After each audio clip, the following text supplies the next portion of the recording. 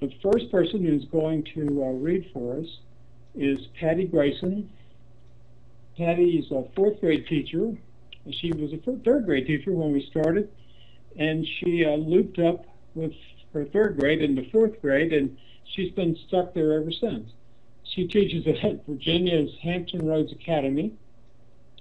She's active with her school's digital learning leadership team. You can see this here in her bio.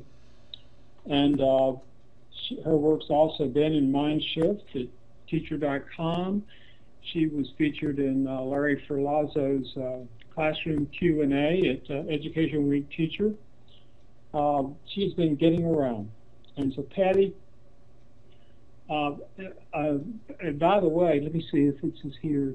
Yes. In each of these bios, you'll see a link that leads to a list of all of the posts by that author at our Voices blog. So that's something you might want to browse in your spare time. Patti, why don't you start? And she's going to read. She'll tell you what she's going to read. Let's go.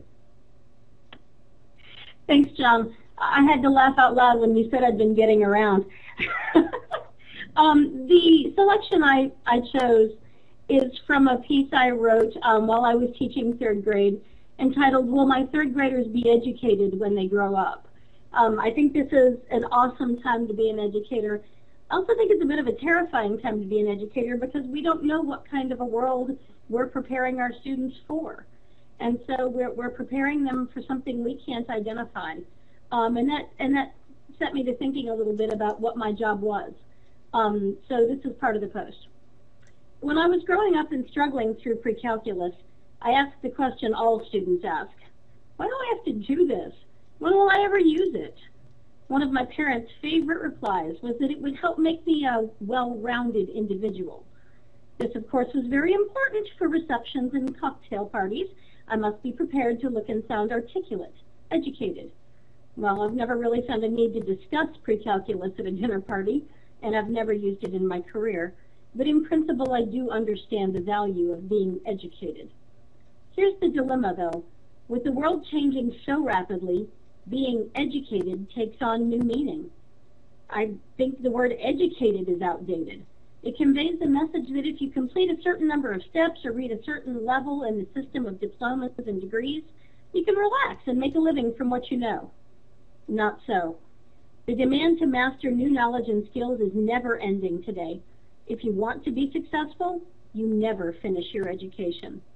So my mission, and I choose to accept it, is not to educate students, but to cultivate learners. I don't need to spend precious classroom hours cramming disconnected facts into kids who will memorize them, regurgitate them, and then promptly forget them before the year is through. I need to build on kids' innate curiosity and excitement for new knowledge. But I'm realistic. I know I'm not going to get kids hungry for deeper understanding with topics that have no interest or relevance for them. I can help pique interest by presenting the material in a creative way. I can create challenging and intriguing problems that require basic math and literacy skills to solve, and show kids why knowing certain material or possessing certain skills is valuable. But that's not enough. I've got to give students time to pursue learning in the areas that interest them now. If I've done my job and helped prepare my third graders for the future, they won't remember that I taught them long division, even though I did. They'll remember me as the teacher who opened the world to them, who encouraged them to seek learning with enthusiasm and to relish the deeper understanding they gain as a result.